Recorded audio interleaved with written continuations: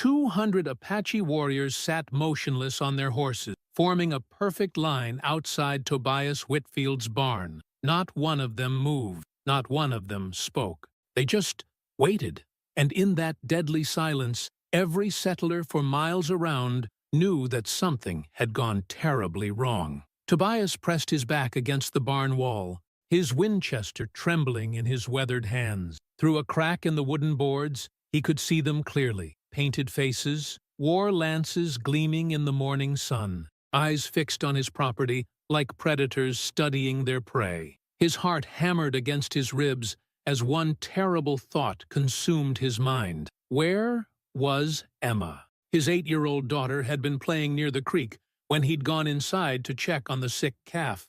That was barely an hour ago. Now she was nowhere to be found. And 200 of the most feared warriors in Kansas Territory surrounded his farm like they were guarding something sacred. The lead warrior dismounted slowly, deliberately. Even from a distance, Tobias could see the intricate scars covering the man's chest, the eagle feathers woven into his black hair, the way the other braves deferred to his presence. This wasn't some random raiding party. This was someone important, someone who commanded absolute respect. Tobias wiped the sweat from his forehead, his mind racing through possibilities. Had they taken Emma? Was this some kind of negotiation? Or were they simply waiting for the right moment to burn everything he'd built to the ground? The warrior began walking toward the barn, each step measured and purposeful. His moccasins made no sound on the hard-packed earth. Behind him, the line of mounted braves remained perfectly still, like statues carved from stone and shadow. When the warrior stopped just 20 feet from the barn door, Tobias felt his breath catch in his throat. The man's dark eyes seemed to see right through the wooden walls, as if he knew exactly where Tobias was hiding, exactly how terrified he was. Then the warrior did something that made Tobias's blood run cold. He spoke in perfect English, his deep voice carrying easily across the morning air. "Tobias Whitfield, I am Standing Eagle of the Mescalero Apache. We need to talk." The fact that this warrior knew his name, knew exactly who he was, sent ice through Tobias's veins. But what terrified him more was the tone in Standing Eagle's voice. It wasn't threatening. It wasn't angry. It was something far more unsettling. It was respectful. Standing Eagle continued, his words deliberate and clear. "Your daughter. She did something yesterday that my people have never seen from a white child. Something that demands our attention." Tobias felt the world tilt beneath his feet. Whatever Emma had done, whatever innocent mistake his little girl had made, it had somehow reached the attention of one of the most powerful Apache leaders in the territory. And now, with 200 warriors at his command, Standing Eagle had come to collect on that debt. But what could an 8-year-old girl possibly have done to summon this kind of attention? And why did Standing Eagle sound like he was here to honor something rather than punish it? Tobias's hands shook as he gripped his rifle tighter. Every instinct screamed at him to stay hidden, to wait for the cavalry, to do anything except face 200 Apache warriors alone. But Standing Eagle's words echoed in his mind. Something about Emma, something she had done that demanded their attention. Taking a shuddering breath, Tobias stepped out from behind the barn. The moment he appeared, every Apache warrior shifted slightly on their horses, hands moving closer to weapons. But none drew them. They simply watched, waiting for their leader's command. Standing Eagle studied Tobias with intense dark eyes, taking in his worn clothes, his calloused hands, the way he held his rifle like a man who knew how to use it but hoped he wouldn't have to. When the Apache leader spoke again, his voice carried an unexpected weight. "Yesterday, at sunset, one of my warriors was dying beside the creek that runs through your land." Tobias felt his stomach drop. A dying Apache warrior on his property? If the territorial authorities found out, they'd blame him for harboring the enemy. But if he'd turned the warrior away, these 200 braves would have come for vengeance instead of whatever this was. Lone Wolf had been shot by Buffalo soldiers 3 days prior, Standing Eagle continued. He crawled many miles, seeking a place to die with dignity, away from the eyes of his enemies. He chose the shade beneath the cottonwood trees near your creek, the Cottonwood Grove, Emma's favorite place to play with her dolls, to collect pretty stones, to build little houses out of mud and sticks.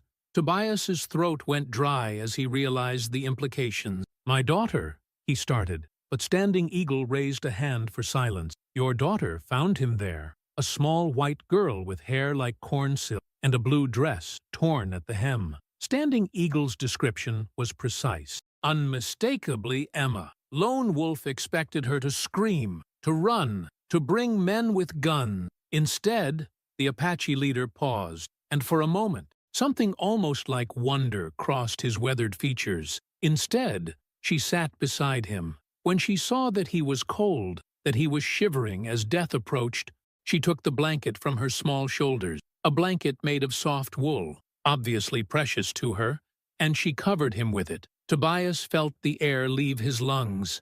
Emma's blanket, the one her mother had sewn before she died, the one Emma carried everywhere, the one she couldn't sleep without. She had given it to a dying Apache warrior. She stayed with him, Standing Eagle continued, his voice growing softer. She held his hand as he passed into the spirit world. She sang to him, a white child's lullaby, until his breathing stopped. Then she placed wildflowers on his chest and whispered words of peace over his body. The implications hit Tobias like a physical blow. His 8-year-old daughter had not only shown kindness to a dying enemy warrior, she had performed what sounded suspiciously like Apache burial rite. Without knowing it, without understanding the gravity of her actions, Emma had honored a warrior's death in a way that would resonate deeply with his people. Standing Eagle stepped closer, and now Tobias could see something unexpected in the warrior's eyes. Not anger, not threat, gratitude. No white person has ever shown such honor to one of our dying warriors. Your daughter gave Lone Wolf something more precious than gold. She gave him dignity in death, comfort in his final moments, and respect for his spirit. But then Standing Eagle's expression grew serious again, and Tobias felt a chill run down his spine. "However, there is a problem, Tobias Whitfield, a problem that brings us here today." The word problem hung in the air like a death sentence. Tobias felt his grip tighten on the Winchester as his mind raced through terrible possibilities. What kind of problem could Emma's act of kindness have created? What Apache custom had she unknowingly violated? Standing Eagle seemed to read the fear in Tobias's eyes. "When we found Lone Wolf's body this morning, we also found something that changes everything." The Apache leader reached into a leather pouch at his side and withdrew something that made Tobias's heart stop. It was Emma's blue hair ribbon, the one her mother had given her, the one she wore every single day. But there was something wrong with it. Dark stains covered the fabric, stains that looked suspiciously like blood. "Your daughter left this beside his body," Standing Eagle said, holding the ribbon up to catch the morning light. "But these stains, they are not from Lone Wolf's wounds." Terror flooded through Tobias as the implications became clear. The blood on Emma's ribbon meant she had been hurt, possibly badly hurt. His little girl could be lying somewhere injured, or worse, and he'd spent the morning hiding in his barn instead of searching for her. "Where is she?" Tobias demanded, taking a step forward despite the 200 warriors surrounding them. "Where is my daughter?" Standing Eagle's expression remained unreadable. "That is what we need to discuss. You see, according to Apache law, when someone shows such honor to our dead, they become part of our tribe. Your daughter's actions have bound her to us in ways that white men do not understand." The words hit Tobias like a physical blow.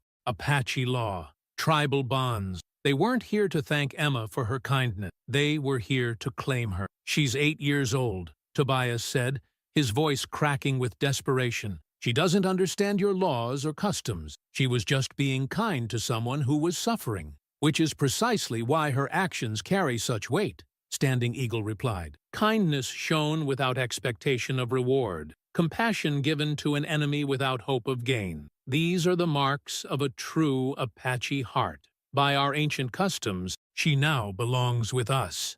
Behind Standing Eagle, the 200 mounted warriors remained perfectly still, but Tobias could feel their presence like a weight pressing down on him. These weren't negotiating terms, they were stating facts. In their minds, Emma was already one of them. But there is another complication, Standing Eagle continued, and somehow his tone grew even more serious. The blood on this ribbon tells us that your daughter was injured while caring for Lone Wolf. She may be hurt, possibly badly. We need to find her quickly. The thought of Emma bleeding, scared and alone, sent panic coursing through Tobias's veins. Then let's stop talking and start looking. Every minute we waste here could be— No, Standing Eagle's voice cut through his desperation like a blade. You do not understand the situation. If we find your daughter, and she is badly injured, Apache law demands that we care for her as one of our own. That means taking her back to our camp, healing her with our medicine, raising her as an Apache child. The full horror of the situation crashed down on Tobias. Emma was hurt and missing. The Apache wanted to claim her as tribal property. And even if they found her alive, their laws might require them to take her away from him forever. Standing Eagle studied Tobias's anguished face for a long moment before speaking again. However, there is one way this can be resolved differently. One path that honors both Apache law and a father's love. Hope flickered in Tobias's chest, but Standing Eagle's next words extinguished it immediately. You must prove yourself worthy of raising an Apache daughter. You must complete 3 tests that demonstrate you understand our ways, our values, our connection to the spirit world. Only then can you keep the child who has become one of us. Tobias felt the ground shift beneath his feet. 3 tests. Apache trials that could involve anything from combat to spiritual ordeals to impossible quests. And, if he failed, what happens if I refuse? He asked, though he already knew the answer. Standing Eagle's expression grew stone cold. Then, we take the girl when we find her, and you never see her again. From somewhere in the distance came a sound that made both men freeze. The faint, unmistakable cry of a child calling for help. The child's cry pierced the morning air again, weak and desperate. Both Tobias and Standing Eagle turned toward the sound, which seemed to come from the direction of the old mine shaft, about half a mile east of the property. Without thinking, Tobias started running toward the sound, but Standing Eagle's iron grip on his arm stopped him cold. "Wait!" the Apache leader commanded. "This could be a trap. Buffalo soldiers have been known to use wounded children as bait to draw our warriors into ambushes." Tobias stared at him in disbelief. "That's my daughter crying. I don't care if it's a trap. I'm not leaving her out there." But Standing Eagle's grip remained firm. "If you charge in blindly and get yourself killed, who will complete the tests? Who will prove worthy of raising an Apache daughter? Think like a father, not like a fool." The logic was brutal, but undeniable. If Tobias died trying to reach Emma, she would automatically become Apache property. But every second of delay felt like a betrayal of everything a father should be. Standing Eagle raised his hand, and immediately 20 Apache warriors dismounted and began moving toward the mine shaft in a coordinated pattern. They moved like shadows, disappearing and reappearing behind rocks and scrub brush, advancing with deadly efficiency. "They will secure the area," Standing Eagle explained. "If it is safe, we will retrieve your daughter. If it is an ambush," he let the implication hang in the air. Tobias watched in amazement as the Apache scouts vanished into the landscape like they had never existed. These weren't savage raiders as the newspapers portrayed them. They were skilled military tacticians with decades of experience fighting both Mexican and American forces. Within minutes, one of the scouts reappeared and signaled back to Standing Eagle. The Apache leader's expression grew grim. "She is there. She is alive. But she is trapped." Relief and terror fought for control in Tobias's chest. "Trapped? How?" "The old mine shaft has partially collapsed. Your daughter fell through rotted boards that covered the entrance. She is approximately 15 feet down, and loose rocks continue to fall around her. Any wrong movement could bring down the entire shaft." The situation was worse than Tobias had imagined. The old mine had been abandoned for years, its wooden supports rotting and unstable. If Emma had fallen through the covering board, she was now trapped in what was essentially a death trap waiting to collapse. "We need ropes, supports, something to shore up the shaft walls," Tobias said. his mind racing through rescue possibilities. But Standing Eagle shook his head. There is no time for such preparation. The scouts report that the remaining supports are failing. We have perhaps 20 minutes before the entire structure collapses and buries your daughter alive. The impossible choice crystallized in Tobias's mind. A hasty rescue attempt might trigger a complete cave-in and kill Emma instantly.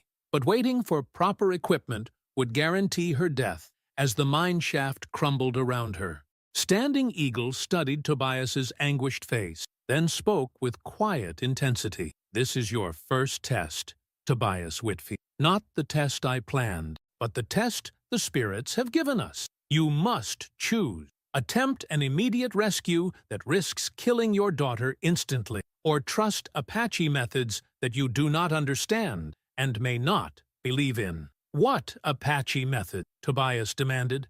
"Our medicine man, Silent Thunder, believes he can speak to the spirits of the mine. Ask them to hold the rocks steady long enough for a rescue. But this requires absolute faith.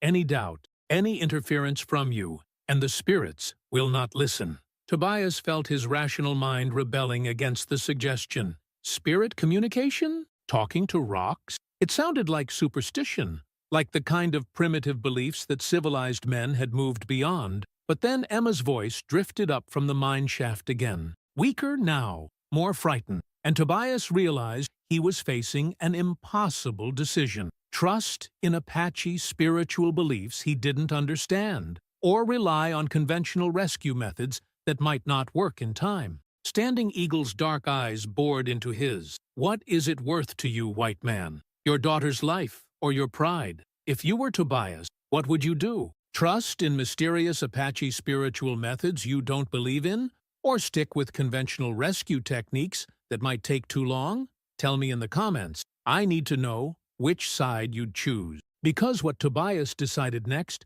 would determine whether Emma lived or died in the next 20 minutes. Tobias closed his eyes for a moment, wrestling with everything he'd been taught about science, reason, and civilized thinking. But when he opened them and heard Emma's weak voice calling, "Daddy," from deep in the earth, all his rational beliefs crumbled. "Tell me what to do," he said quietly. Standing Eagle nodded with something that might have been respect.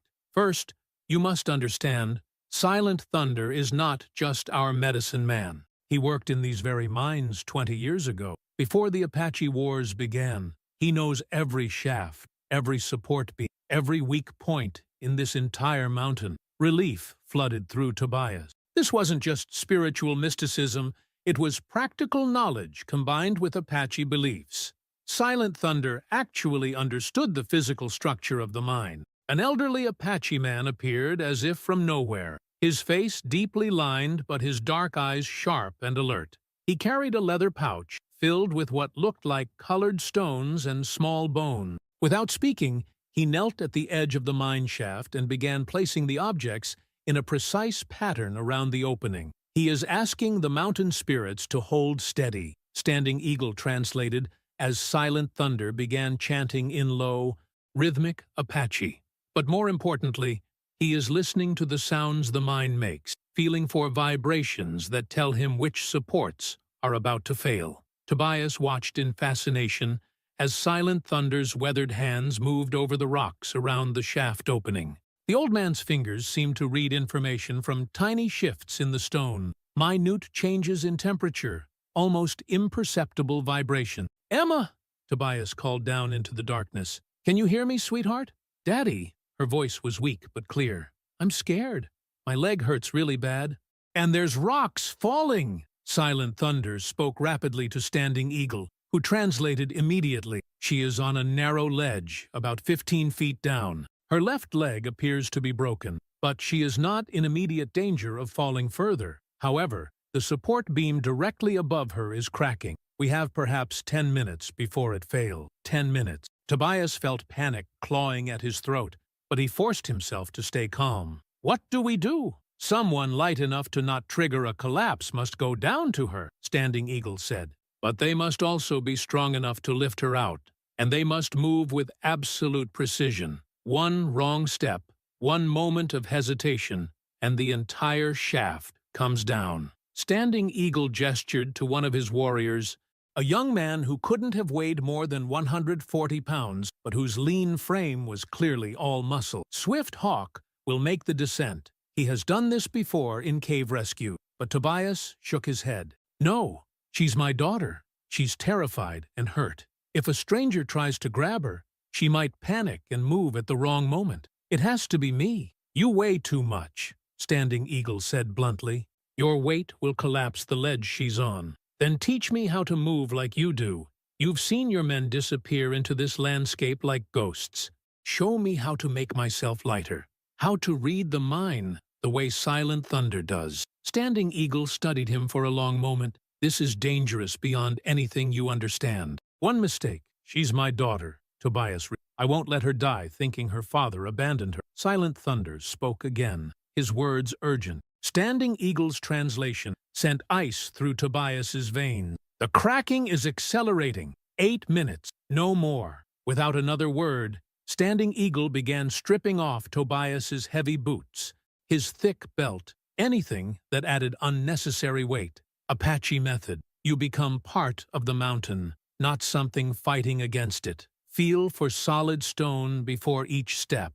Distribute your weight across the maximum surface area. Move like water, not like a man. He handed Tobias a length of braided leather rope. This will hold your weight and hers together, but only if the anchor points remain stable. Tobias looked down into the dark mouth of the mine shaft, where his 8-year-old daughter waited in pain and terror. In 8 minutes, the whole thing would collapse. He had one chance to get this right. As he prepared to lower himself into the darkness, Silent Thunder grabbed his arm and spoke directly to him in broken English. Mountain spirits, they test your heart. You go down as white man, you come up as father. Trust the stone, trust your daughter, trust Apache way. If you're loving this story and need to see how Tobias saves Emma, make sure to subscribe to the channel, because this rescue attempt is about to get even more intense. Tobias took his first step into the mine shaft and immediately felt the entire structure shudder around him. The shudder that ran through the mine shaft felt like the mountain itself was taking a breath. Tobias froze, his bare feet pressed against the wooden ladder rungs, every muscle in his body tensed as he waited to see if his movement had triggered a collapse. Above him, Silent Thunder's chanting grew more intense, and somehow, impossibly, the groaning of stressed timber began to quiet. The old medicine man wasn't just performing ritual, he was using sound to monitor the structural integrity of every beam and support in real time. "Daddy?" Emma's voice drifted up from below, small and frightened. "I heard something breaking." "I'm coming, sweetheart," Tobias called softly, forcing calm into his voice. "Just stay very still for me, okay? Don't move anything except your mouth." He continued his descent, testing each rung before putting his full weight on it. Standing Eagle had been right. Moving like the Apache wasn't just about stealth, it was about understanding the environment around you, feeling for weakness before it could kill you. At 10 feet down, Tobias could finally see Emma in the dim light filtering from above. She was huddled on a narrow stone ledge, her left leg bent at an unnatural angle, her face streaked with tears and dirt, but she was alive, conscious, and looking up at him with desperate hope. "There's my brave girl," he whispered, continuing his careful descent. "You're doing so good, Emma. Just keep being brave for a few more minutes." The wooden support beam directly above her ledge was cracked down the middle, held together by what looked like nothing more than splinters and prayer. Tobias could see that any significant vibration would snap it completely, sending tons of rock down onto his daughter. When he reached her level, Tobias carefully positioned himself on the same ledge, distributing his weight as evenly as possible. Emma immediately tried to throw her arms around him, but he caught her gently, stopping her movement. "Easy, sweetheart. We have to be very careful about how we move. Your leg is hurt, and the mine isn't very stable."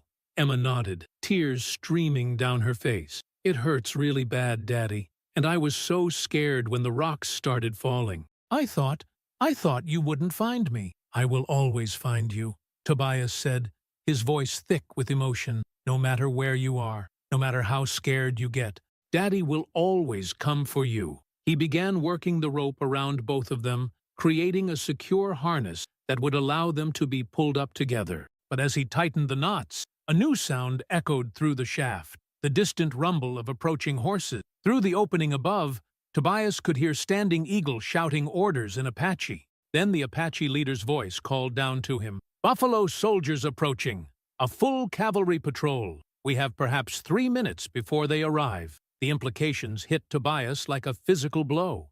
If the cavalry found 200 Apache warriors on his property, they would assume an attack was in progress. They would open fire immediately, turning his farm into a battlefield. And if he and Emma were still trapped in the mine shaft when the shooting started, Standing Eagle's voice echoed down again. "More urgent now. The soldiers will think we are holding you hostage. They will not negotiate. They will attack. You must come up now." But the rope wasn't properly secured yet. Emma's leg needed to be stabilized for the ascent, and the cracked support beam above them was making new sounds, ominous creaking that suggested imminent failure. From above, Tobias could now hear the thunder of cavalry horses getting closer, along with shouted commands and the metallic sound of weapons being readied for battle. Emma looked up at her father with wide, frightened eyes. "Daddy, what's happening? Why do you look so scared?" Tobias realized they were caught in an impossible situation.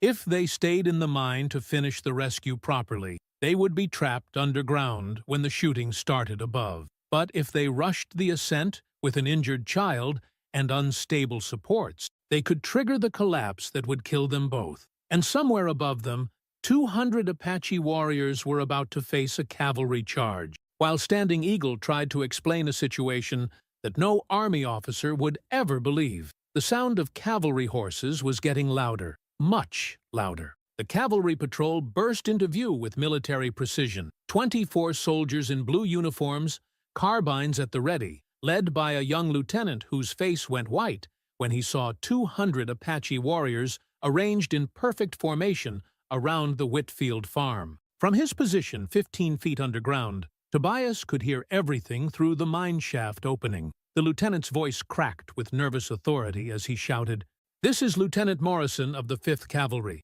Release your hostages immediately, or we will open fire." Standing Eagle's response was calm and measured, but Tobias could hear the tension underneath. "We hold no hostages, soldier. We are here on a matter of honor, conducting a rescue. I see 200 armed Apache warriors surrounding a settler's property." Morrison shot back. "That's called a siege. Where is Tobias Whitfield?" Above them, the cracked support beam groaned ominously. Emma whimpered as small rocks tumbled past their ledge. They were running out of time on multiple fronts. Standing Eagle tried again. "Whitfield is below ground with his injured daughter. We are helping with the rescue. No one has been harmed." But Tobias could hear the skepticism in Morrison's voice. "Apache don't help white settlers, Chief. They raid them. You have 30 seconds to produce Whitfield alive, or my men start shooting." The absurdity of the situation would have been laughable if it weren't so deadly. Standing Eagle was telling the complete truth, but it was a truth so unprecedented that no cavalry officer would believe it. Apache warriors helping rescue a white child? Impossible. Tobias made a desperate decision. "Emma, we're going up now. Hold on to me as tight as you can, but don't move your hurt leg." He began pulling on the rope, signaling to the Apache above to start the ascent.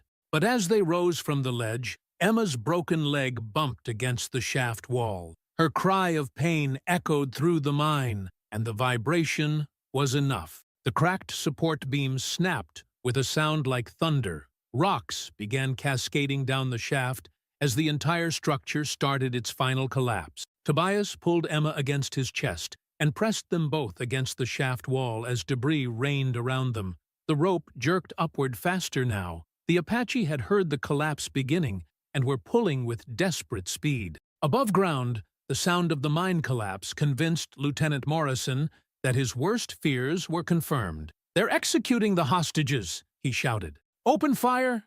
The crack of 24 carbines firing in unison echoed across the farm. But instead of returning fire, the Apache warriors did something that stopped Morrison's next volley before it could begin. They all dismounted, laid their weapons on the ground, and raised their hands. 200 of the most feared warriors in Kansas Territory had just surrendered without firing a single shot. Morrison stared in disbelief as Standing Eagle walked forward with his hands raised, speaking loudly enough for everyone to hear. "Hold your fire. A white man and his child are in that collapsing mine. We are trying to save them." At that moment, Tobias and Emma burst from the mine shaft opening, pulled by Apache ropes, just as the entire structure caved in behind them. They rolled across the ground, coughing and covered in dust, but alive. Lieutenant Morrison's carbine wavered as he tried to process what he was seeing. The Apache warriors were surrounding a white man and child, but instead of harming them, they were checking for injuries, offering water, treating them like precious cargo. Standing Eagle helped Tobias to his feet, his voice carrying clearly across the farmyard. "Lieutenant Morrison, I present Tobias Whitfield and his daughter Emma, both alive and unharmed thanks to Apache intervention." Morrison lowered his weapon slowly, confusion replacing aggression on his young face. "I don't understand. Why would Apache warriors risk their lives to save white settlers?" Standing Eagle looked at Emma, who was clinging to her father despite her broken leg, then back at the lieutenant. "Because, soldier, this child showed honor to one of our dying warriors. She gave him dignity in death when she could have simply walked away." The lieutenant's eyes moved from the Apache warriors to the collapsed mine, to Tobias and Emma, trying to make sense of a situation that defied everything he'd been taught about Indian relations. But Standing Eagle wasn't finished. However, this rescue was only the first test. According to Apache law, there are still 2 more challenges that Tobias Whitfield must face before this matter is resolved. Morrison's confusion deepened. What kind of challenges? Standing Eagle's dark eyes fixed on Tobias with unmistakable intensity. The kind that will determine whether a white man is worthy of raising an Apache daughter. Lieutenant Morrison looked between the Apache warriors and Tobias with growing bewilderment. "I don't have time for Indian ceremony. This is United States territory, and these Apache need to return to their reservation immediately." But Standing Eagle stepped forward, his voice carrying quiet authority. "Lieutenant, your government recognizes Apache tribal law in matters involving our people. This child became one of us through her actions. The law must be fulfilled." Morrison's hand moved toward his sidearm, but Tobias surprised everyone by speaking up. "Let him finish his tests. Lieutenant, my daughter showed kindness to a dying man, and these warriors risked their lives to save her from that mine. The least I can do is hear them out." Standing Eagle nodded with respect. "The second test is this. You must demonstrate that you understand the value of sacrifice. When your daughter gave her blanket to Lone Wolf, she sacrificed her most precious possession for someone else's comfort. Can you do the same?" Tobias frowned. "What do you want me to sacrifice? This farm, this land that you have worked so hard to build? Sign it over to the Apache, and we will know that you truly understand what your daughter did." The request hit Tobias like a physical blow. This farm was everything. His livelihood, his future, Emma's inheritance. It represented years of back-breaking work, every dollar he'd ever saved, every dream he'd built for his daughter's future. Lieutenant Morrison stepped forward angrily. "Now see here, you can't just demand someone's property." But Tobias was staring at Emma, who was watching him with absolute trust, despite her pain. She had given away her most treasured possession without a second thought. Could he do any less? "If I sign over the farm," Tobias said slowly, "where will Emma and I live? How will I provide for her?" Standing Eagle's expression revealed nothing. "That is not our concern. You asked to prove yourself worthy. This is the price." The farmyard fell silent except for the wind rustling through the cottonwood trees. 200 Apache warriors watched.